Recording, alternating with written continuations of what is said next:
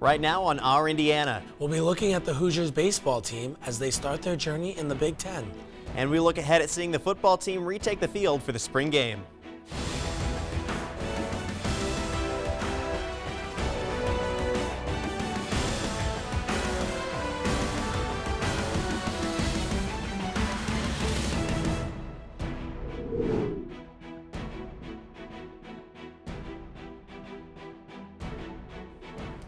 Welcome to Our Indiana. I'm Joe DiBenedetto. And I'm Tyler Sorg.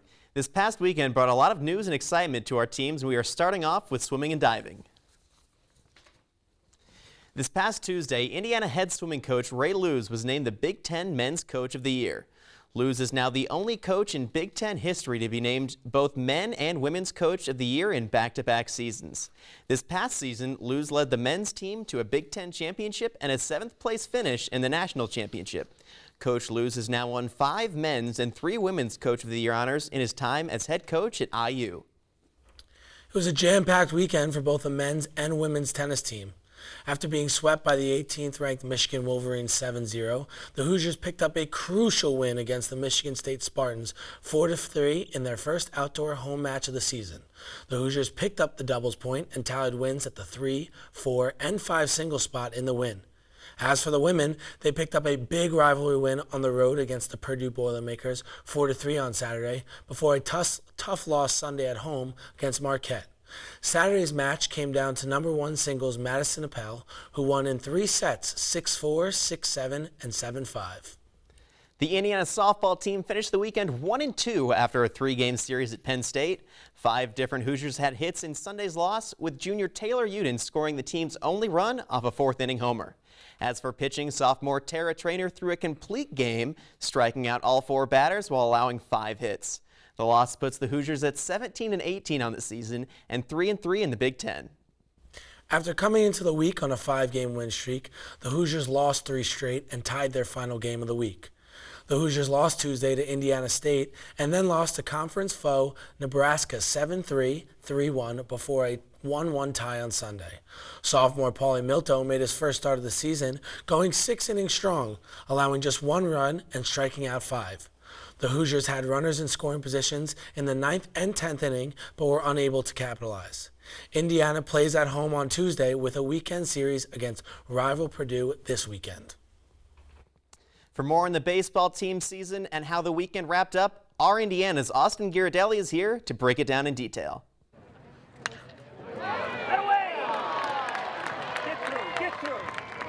The 2017 IU baseball season has seen its ups and downs this far.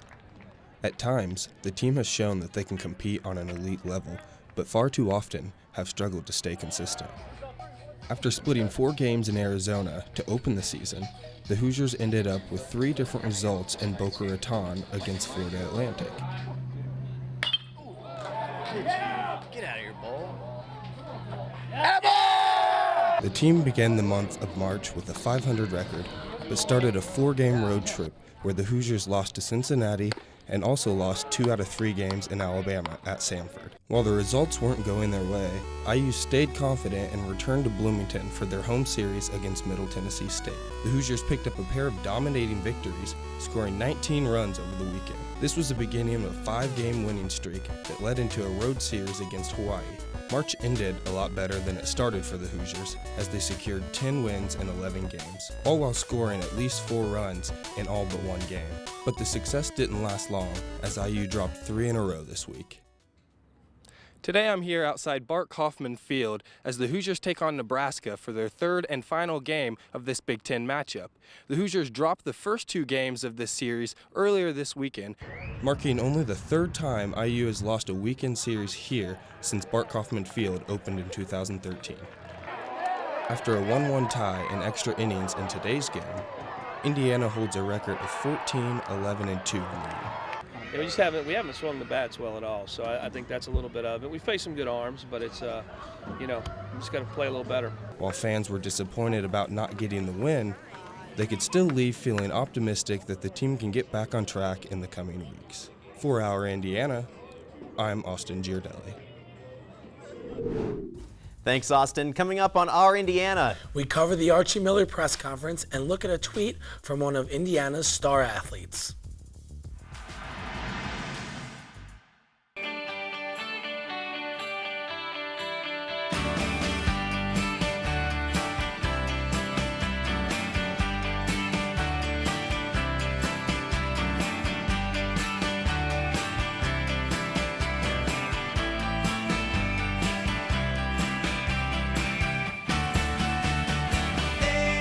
Hi, I'm Sage Steele of ESPN. I wouldn't be here if it weren't for Indiana University.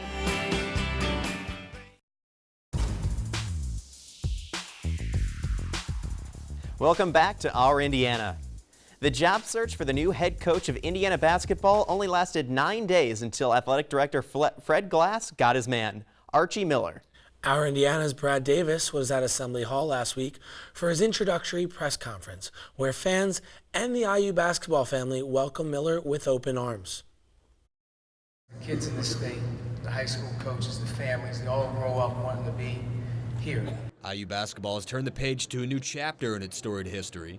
Fans packed the bleachers of Assembly Hall Monday to get their first glimpse at new head coach Archie Miller. Alums, current players, and fellow IU coaches came to show support.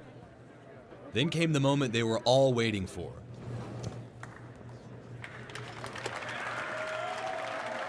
After all the talk, it was finally time for fans to hear what Miller's vision for the program would be.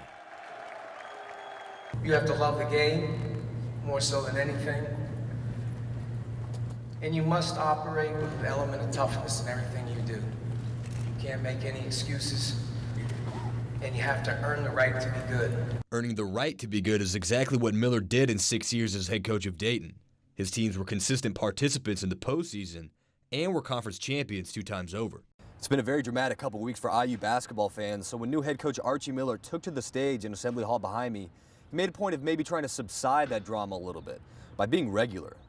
We look forward to trying to have moments like we've had in the past and just trying to make them as regular as we can. Thank you. Archie Miller talked the talk. Now IU fans will see if he can walk the walk.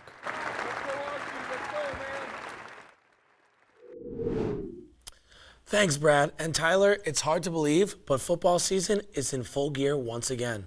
Yeah, Joe, with the annual Cream vs. Crimson spring game coming up, the IU football team will be without star inside linebacker Marcus Oliver. For this week's Tweet of the Week, Jordan Burroughs analyzes a tweet from Marcus. Jordan?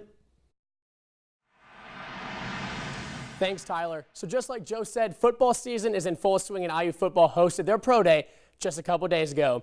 IU players such as Dan Feeney and Marcus Oliver were in attendance, but for today's Tweet of the Week, let's examine Marcus Oliver and talk about the expectations this fella has. First of all, Oliver's tweet reads, "Appreciate all my IU brothers and coaches supporting me today.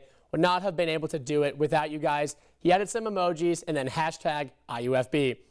After the pro day, Tom Allen added in his press conference, he said, start quote, "Marcus is a great guy. He just needs to get in someone's camp and prove he can do it. I think that's what he's going to do. He's an awesome young man, high character guy who is going to do a great job for whoever decides to take him," end quote. To me, that right there is why the IU football team has made 2 bowl games in a row. Family. When you have the talent like this Indiana football team does and you gel like a family, you are bound for greatness. Indiana has made consecutive bowl games but have been unable to come away with a win.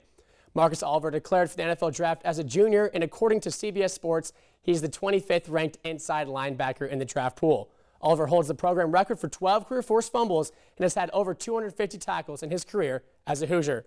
The NFL draft starts April 27th and continues the next 2 days through April 28th and April 29th. Many Hoosiers have entered the draft, so we will have to wait and see who will make it into the bigs. Now back to Joe and Tyler at the desk. Thanks, Jordan. Be sure to stay tuned after the break. Wrapping up the show, we'll let you know what's ahead this week in IU athletics.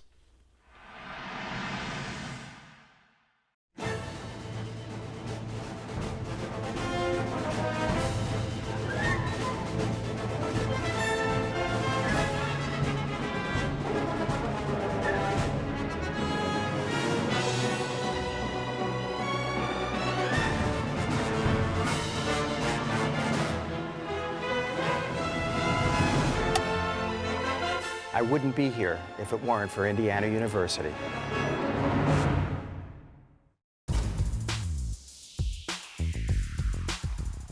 Welcome back to Our Indiana. Before we sign off here, let's fast forward and take a look at the week ahead for IU athletics. Imani Keith joins us now with more. Thanks, Joe. It's definitely starting to feel more like spring here in Indiana, and our Hoosiers are warming up as well. The baseball team looks to break out of their recent slump when they host Ball State Tuesday. Following that, they get a little bit of rest before heading to Lafayette for a 3-game series against Purdue. The softball team has a lighter schedule than last week as they host Minnesota for a 3-game set. You can catch the action on BTN+. The men's tennis team have a couple of matches this weekend. The Hoosiers will travel to Columbus as they face Ohio State Buckeyes on Friday.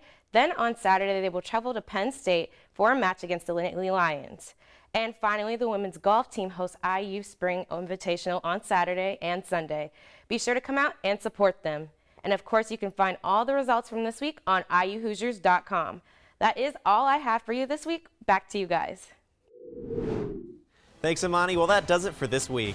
Be sure to tune back in next week for the next episode of Our Indiana.